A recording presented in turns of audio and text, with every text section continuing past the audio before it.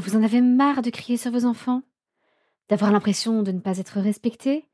Ou à l'inverse, de passer votre temps à jouer aux gendarmes? Vous en avez marre de devoir sans arrêt rappeler les règles, leur courir après, tout leur rappeler? Bref, vous n'êtes pas le parent que vous avez envie d'être en ce moment? Je vous comprends tout à fait. Et on a tous, je pense, des périodes comme celle-là. Ce qui est important, c'est que ça ne dure pas. Et pour que ça ne dure pas, il faut avoir des outils et du soutien. Et ça, c'est justement ce que je voudrais vous proposer aujourd'hui. J'ai fait un petit sondage récemment et beaucoup de personnes m'ont dit qu'elles seraient intéressées que je rouvre des ateliers de parents en discipline positive. La discipline positive, c'est l'équilibre entre la fermeté et la bienveillance à travers les outils de l'encouragement. Bref, je rouvre des ateliers de parents. Ça se passe en 7 séances de 2 heures. Ça va se dérouler en novembre et en décembre, au choix les mardis ou les jeudis soirs, le tout en ligne à distance. Dans ces ateliers, vous allez faire des mises en situation, des jeux de rôle, vous allez réfléchir, partager et repartir avec des tas de solutions concrètes pour une vie de famille beaucoup plus apaisée. Pour une maison où vous allez enfin pouvoir jouer, rire, échanger, plutôt que de passer votre temps à faire la police. Si ça vous intéresse, le lien pour s'inscrire est dans la description de la vidéo.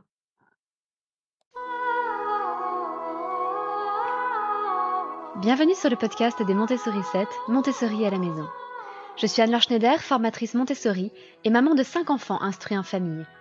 Ma mission, c'est d'aider les parents, les assistantes maternelles, bref, tous ceux que dans notre communauté nous appelons des souricettes, à mettre en pratique la philosophie Montessori chez eux, avec leurs enfants ou les enfants qu'ils gardent. Dans ce podcast, nous parlerons donc de pédagogie Montessori, mais aussi de discipline positive, d'instruction en famille, ce que l'on appelle aussi l'école à la maison, de co-schooling et de bien d'autres choses encore. Cet épisode numéro 300 est très particulier pour moi. Déjà, je voudrais profondément vous remercier parce qu'au cours de ces 300 épisodes, à peu près 300 semaines, avec parfois des trous, avec parfois plusieurs épisodes dans la semaine, surtout au début, j'en faisais 3, vous vous rendez compte?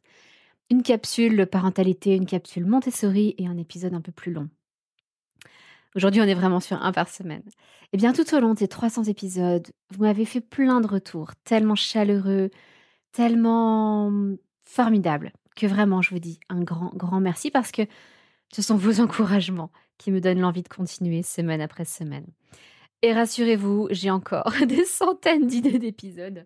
Donc, on n'a pas fini avec le podcast des Montessori 7, surtout qu'il y a certains sujets qu'un jour, j'aurais sûrement envie de redévelopper parce que j'aurai un éclairage différent, forcément, avec un peu plus d'années d'expérience.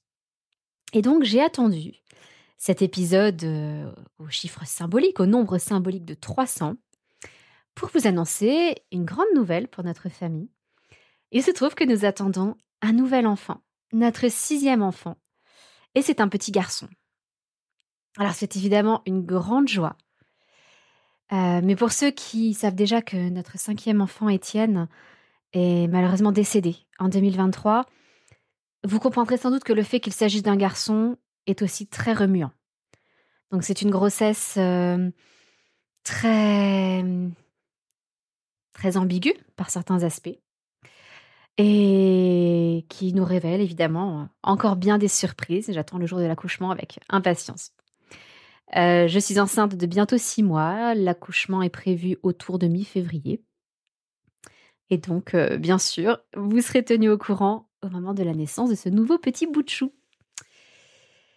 Et je vous rassure tout de suite, le bébé se porte très bien, la grossesse se déroule bien, sauf que c'est l'horreur absolue pour moi.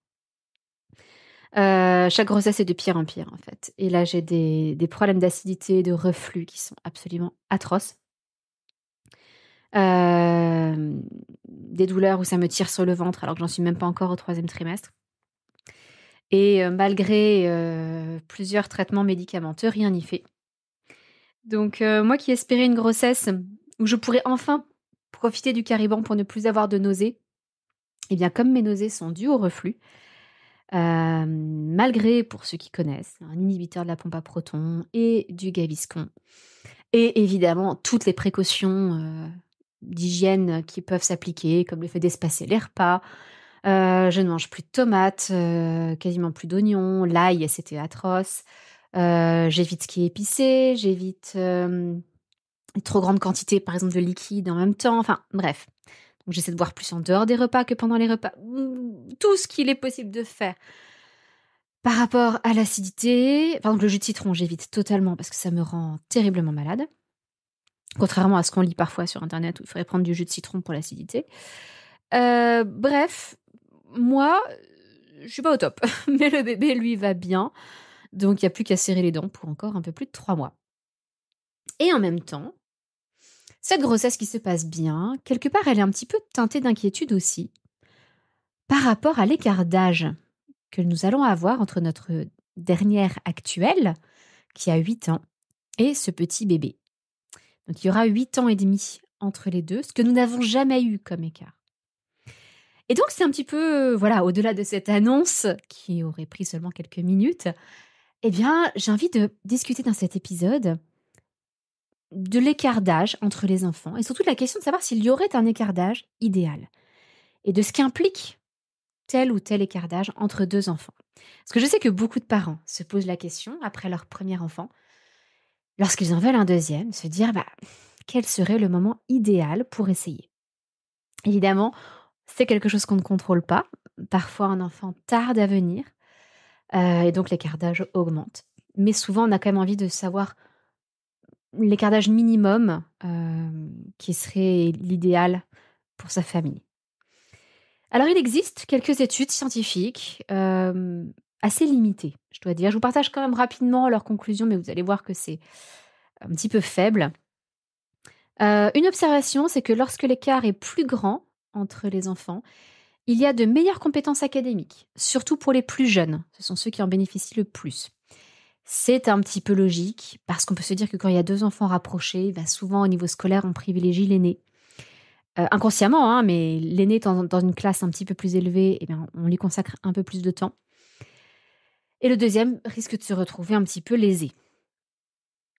Hem, mais bon, j'observe aussi, alors c'est pas dans cette étude, mais pour le coup, j'observe de façon anecdotique que souvent un deuxième enfant qui est assez rapproché d'un aîné, bénéficie beaucoup de tout ce qui est transmis à l'aîné.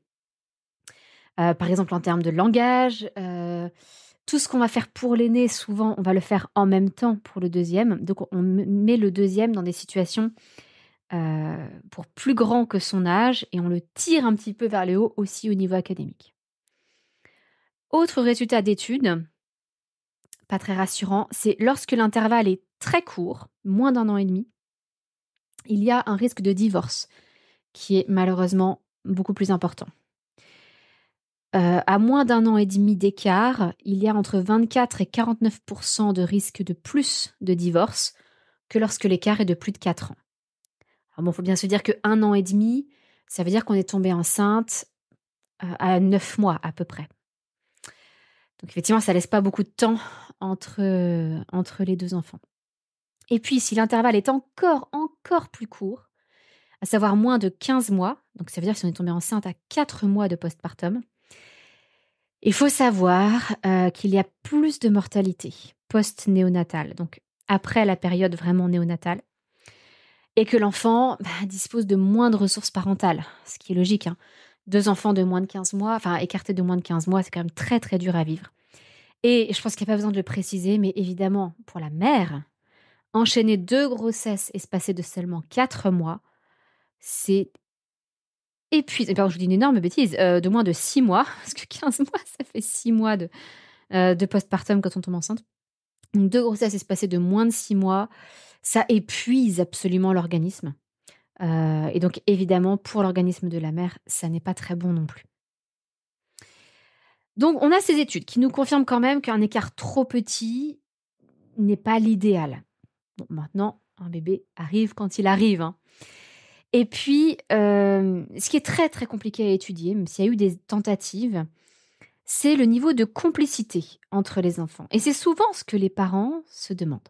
Au-delà des difficultés à élever les enfants, c'est: est-ce qu'ils vont mieux s'entendre s'ils ont 1 an d'écart, 2 ans, 3 ans, 4 ans, 8 ans d'écart?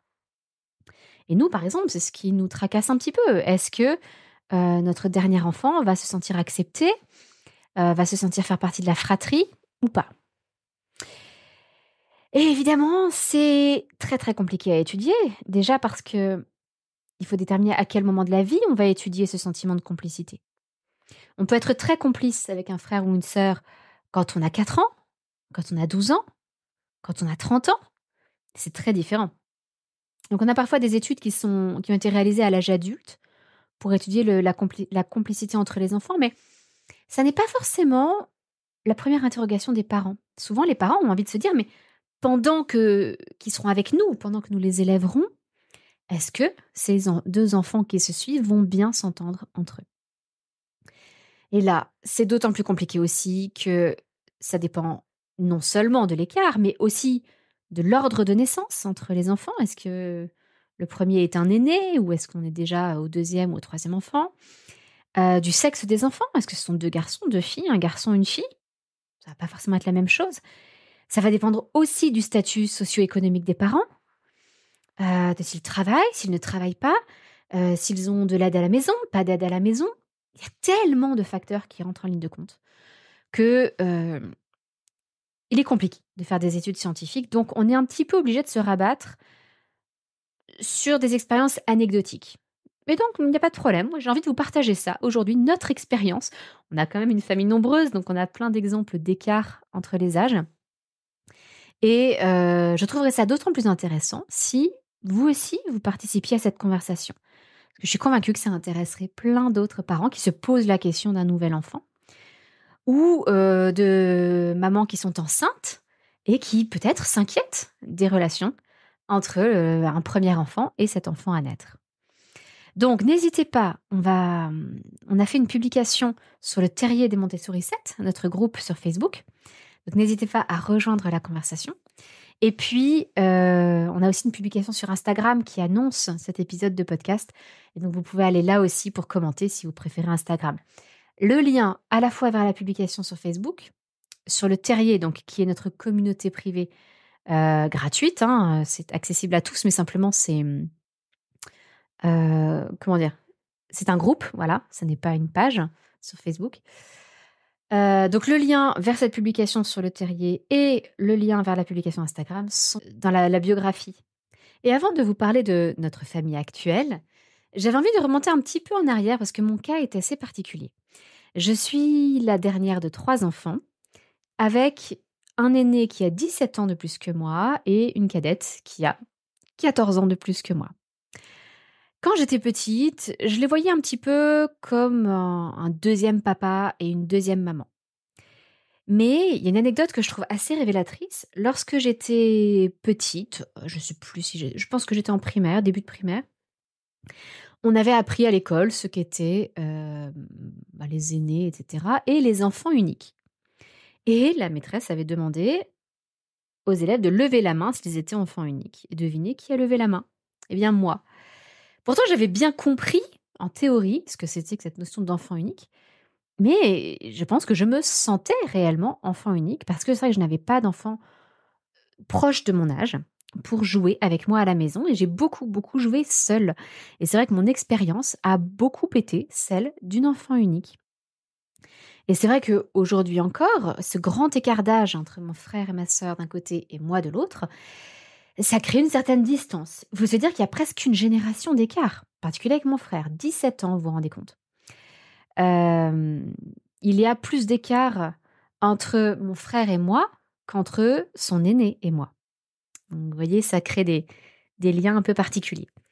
Et à ce sujet, lorsqu'on fait des ateliers de parents en discipline positive, on aborde à un moment l'ordre de naissance et son impact dans le vécu des parents eux-mêmes, comme je vous le fais là, comment les parents eux-mêmes ont vécu cet ordre de naissance. Et on parle donc de la façon dont les enfants peuvent vivre l'ordre de naissance. Et ce qui est très important, c'est que l'on parle toujours de l'ordre de naissance ressenti. Parce qu'il peut être un petit peu différent de l'ordre de naissance réel ou technique. Par exemple, dans une famille nombreuse, si les aînés sont des garçons, eh bien l'aînée des filles peut se sentir comme une aînée alors même qu'elle est la 3e enfant, par exemple. Parce que peut-être on va lui attribuer d'autres responsabilités qui sont un peu celles de la plus grande des filles. Je le vois aussi un petit peu avec la plus grande de nos filles, qui se trouve être l'aînée de ses cousines. En tout cas, d'un côté de la famille, c'est la plus grande des cousines. Et donc, elle a un petit peu je sais pas, ce vernis. Les plus jeunes cousines l'admirent. Elle fait de la danse. Alors, elles aussi, elles font de la danse, mais à un niveau juste un peu en dessous. Et c'est assez rigolo de voir. Elle a un certain statut qui est différent, voilà, du fait d'être l'aînée des cousines. Et donc, l'aîné des filles, ou à l'inverse, l'aîné des garçons dans une famille où les aînés sont des filles, peuvent être considérés comme des aînés tout court. Il peut évidemment y avoir plusieurs aînés aussi, si on a une famille nombreuse. Je connais des familles à 10 ou 13 enfants. Donc là, c'est évident qu'il y a plusieurs aînés en réalité.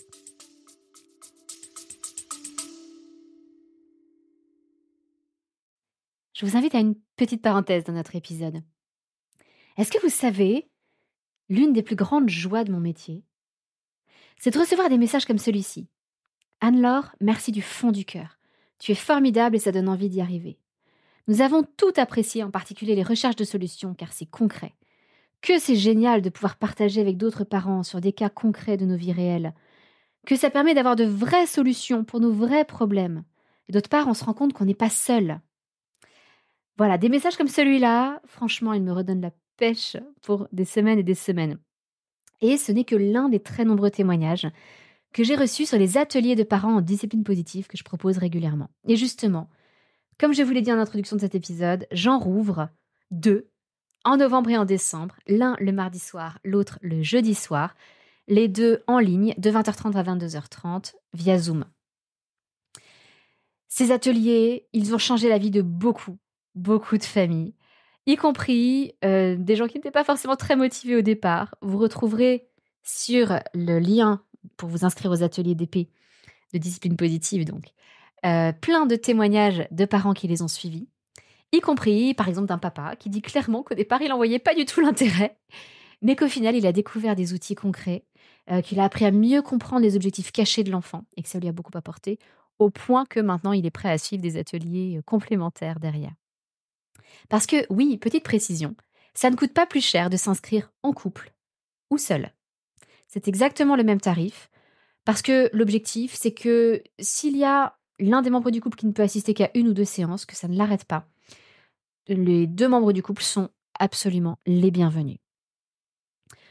Donc n'hésitez pas à vous inscrire très très vite avant que les places ne se remplissent, parce que les places sont limitées pour chacun des 2 ateliers. Et j'espère vous retrouver bientôt dans ces conversations qui sont absolument passionnantes. Maintenant, je vous laisse revenir à notre épisode.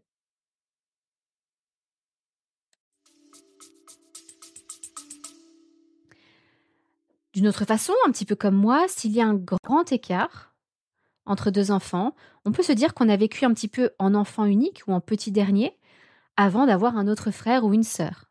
Là, je prends plutôt le point de vue du plus grand des 2, qui a un grand écart. Alors venons-en maintenant à notre famille actuelle, on va dire.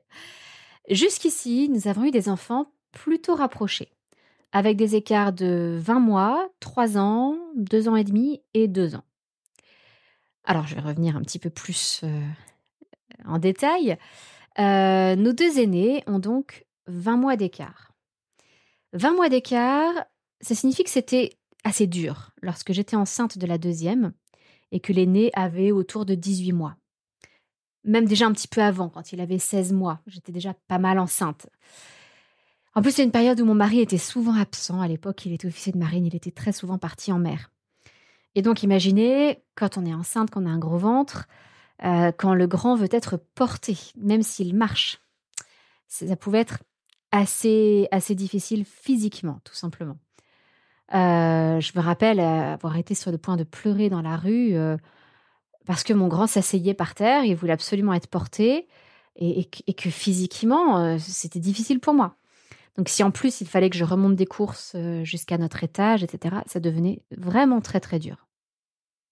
Mais bon, une fois ce stade passé, je dirais que le postpartum, lui, n'a pas été particulièrement difficile avec 20 mois d'écart. Eh bien, nos 2 aînés ont été très complices durant leurs premières années, vraiment très complices, très proches, alors même que c'était un garçon et une fille, donc on s'attend souvent à ce qu'ils aient des jeux assez différents, mais en fait, ils jouaient très, très bien ensemble et ils se sont un peu éloignés, je dirais à peu près entre 6 et 12 ans, grosso modo, où là, pour le coup, on a vu notre aîné se rapprocher de son petit frère, le troisième. Pourtant, il y avait 5 ans d'écart entre eux, mais ils s'accordaient davantage sur leurs jeux.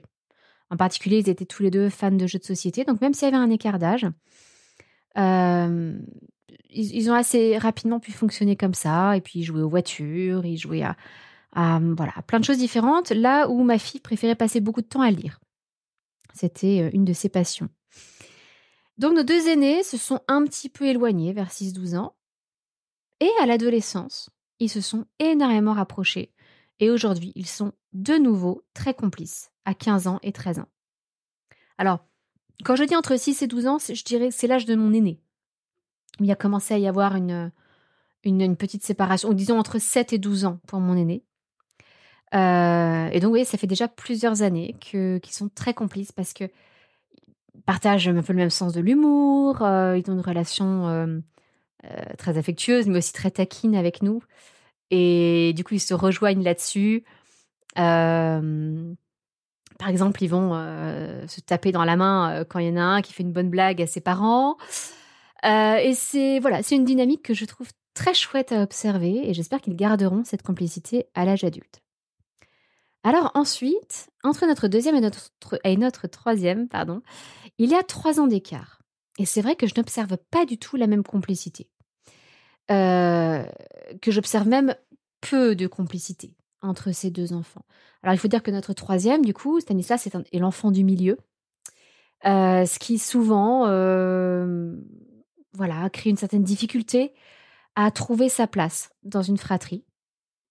L'enfant du milieu n'est pas toujours, l'enfant qui est strictement au milieu, mais là c'est un petit peu le cas et donc il s'est retrouvé très proche de son grand frère, malgré les 5 ans d'écart, mais très peu de sa sœur qui avait 3 ans d'écart avec lui.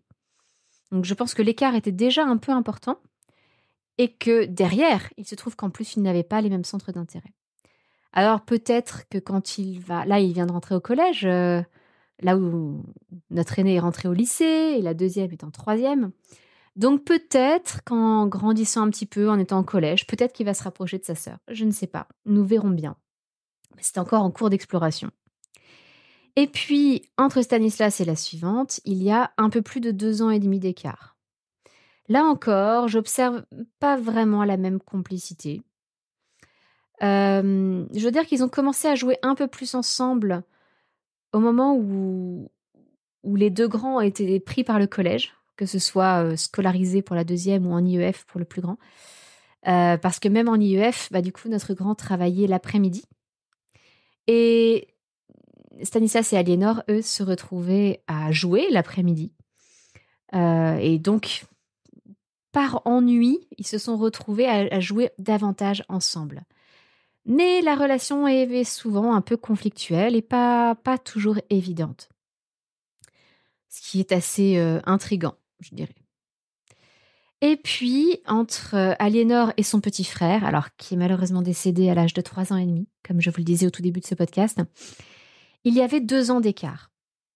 Et avec ces 2 ans d'écart, j'ai observé, comme pour les 2 aînés, une grande complicité.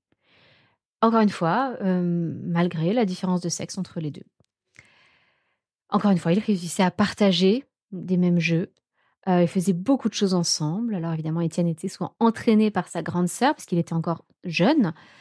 Mais ils réussissaient beaucoup à jouer ensemble et ils s'appréciaient beaucoup et d'ailleurs, lorsque nous avons déménagé, ils se sont retrouvés à partager la même chambre et c'était, heu, je veux dire, ça répondait à leurs souhaits. Alors il y a plein de choses, hein, qui peuvent jouer dans ce que je viens de vous raconter. Déjà, le fait de faire l'école à la maison, l'instruction en famille. Je vous ai dit que ça avait joué sur la complicité entre Stanislas et Aliénor. Je parlerai pas vraiment de complicité, disons sur leur capacité à jouer ensemble. Ça crée des liens dans la fratrie qui sont, à mon avis, plus forts que dans d'autres familles parce que les enfants Les frères et sœurs passent plus de temps ensemble, tout simplement. Et j'avoue que je trouve ça très beau.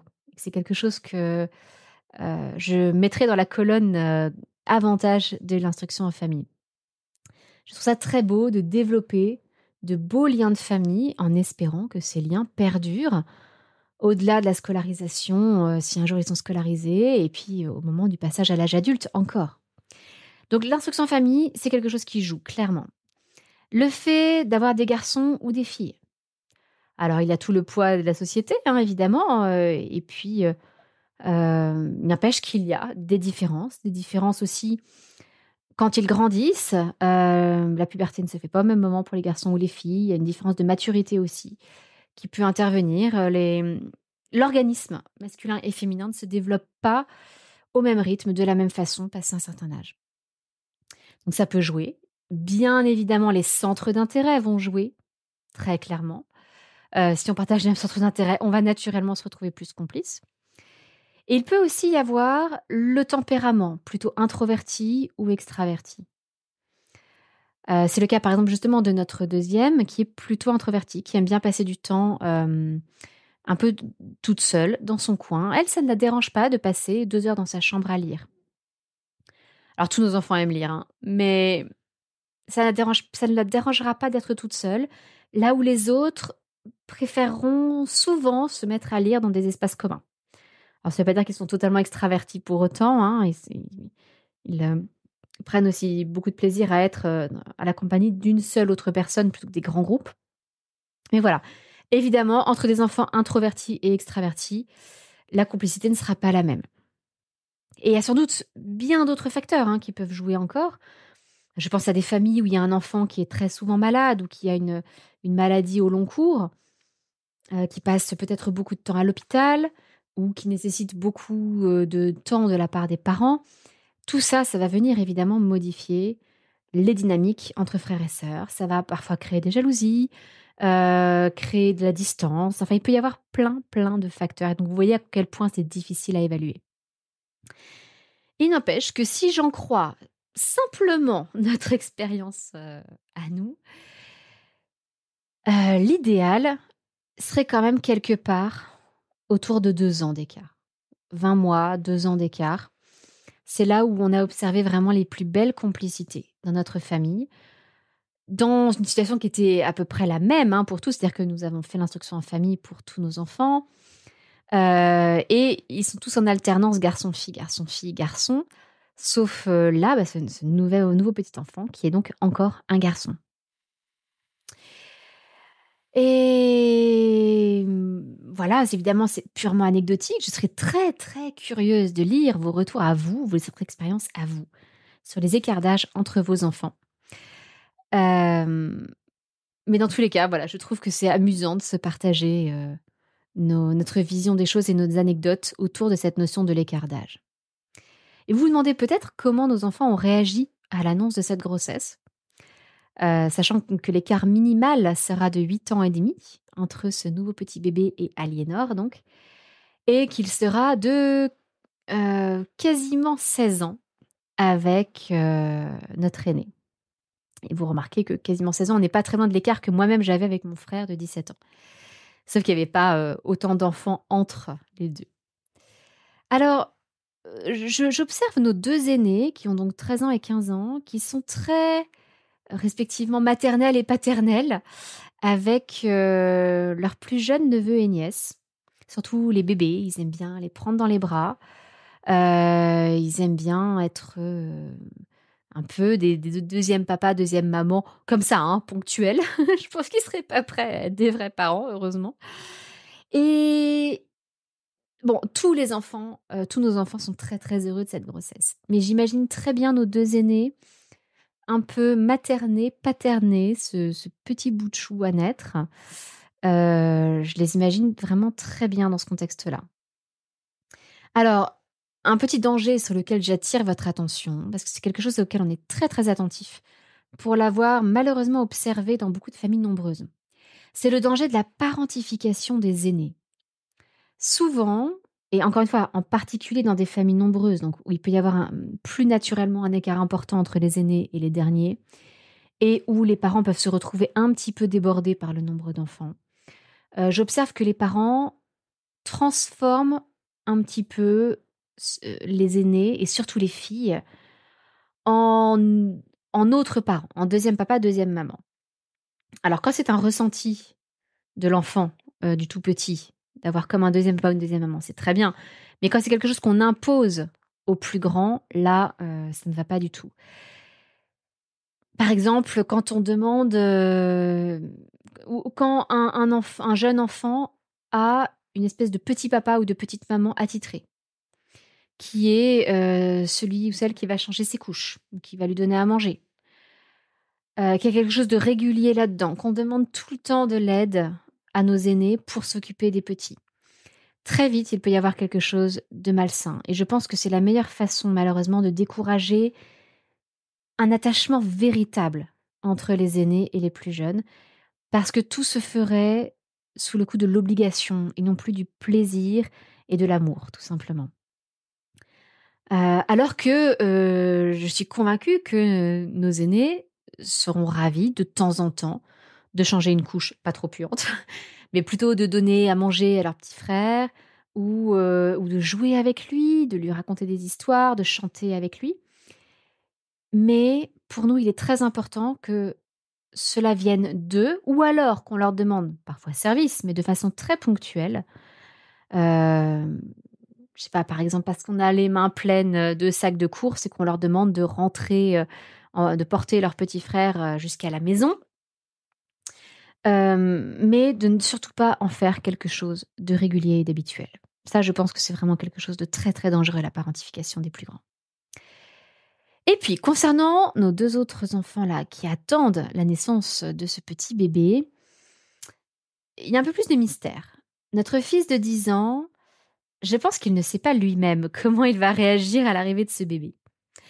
Je pense qu'ils vont devoir se rencontrer pour, voir comment ça se passe. Je pense que ça reste encore quelque chose d'un peu mystérieux pour, notre troisième. Donc on va voir. On va voir comment ça se passe. Et pour notre fille de 8 ans, il est possible, en tout cas elle a très, très hâte de la naissance de ce petit frère. Très honnêtement, je pense parce que, son autre petit frère Étienne lui manque terriblement. C'était vraiment son principal compagnon de jeu et donc même si on lui a expliqué et qu'elle est tout à fait consciente, elle a 8 ans quand même, elle est grande, elle a tout à fait conscience que ce petit bébé ne pourra pas jouer avec elle et que quand elle va grandir, bah, ils pourront pas vraiment partager les mêmes jeux. Enfin, elle pourra jouer avec lui, mais lui ne pourra pas vraiment jouer à ses jeux à elle. J'ai l'impression que c'est quand même quelque chose qu'elle attend avec impatience, peut-être aussi pour retrouver sa place de non petite dernière. Elle avait un petit frère et donc pour avoir à nouveau un petit frère plus petit qu'elle et ne plus être la petite dernière. Bref, nous verrons comment ça se passe. C'est un grand mystère parce que nous n'avons jamais eu un tel écart entre nos enfants. Et c'est à la fois exaltant et comme tout en matière de parentalité, bah, c'est toujours un petit peu effrayant aussi. Alors si jamais vous en particulier, vous avez des enfants écartés de plus de 8 ans, bah, partagez-moi vos histoires. Ça m'intéressera tout particulièrement sur le groupe Facebook du Terrier ou sur la publication Instagram de ce podcast. Racontez-nous, partagez votre expérience sur les écarts d'âge, que ce soit vous, aujourd'hui adulte, mais qui avez été enfant, peut-être enfant unique, peut-être avec des frères et sœurs, et votre expérience en tant que parent, peut-être aujourd'hui, avec des enfants, avec des écarts d'âge différents. Voilà, je suis enchantée d'avoir pu partager cette belle nouvelle avec vous, que j'essaie de cacher un peu sur les réseaux depuis des mois, parce que malheureusement, pas malheureusement, il se trouve que voilà, quand on attend son 6e enfant, bah, le ventre prend tout de suite énormément d'ampleur. Bien plus que pour les premiers enfants. Donc voilà, il y a eu assez peu de photos de moi aussi sur Instagram, par exemple, pour essayer de vous cacher tout ça ou alors uniquement de ma tête. En tout cas, je suis très heureuse d'avoir partagé cette nouvelle avec vous. J'espère que vous vous en réjouirez pour nous et je vous donne rendez-vous mardi prochain pour un épisode du podcast un petit peu plus classique. Mais quelle joie de partager cette nouvelle à l'occasion de notre 300e épisode. Encore un grand merci pour votre fidélité. À très bientôt, votre petite sourisette, Anne-Laure.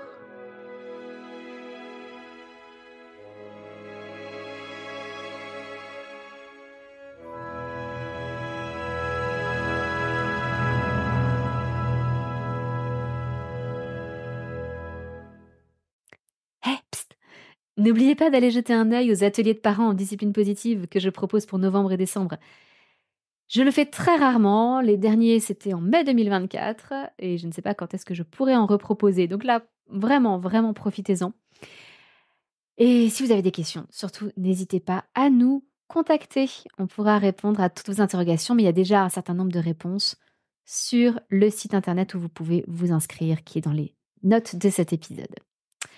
Allez, je vous dis à très bientôt. Anne-Laure.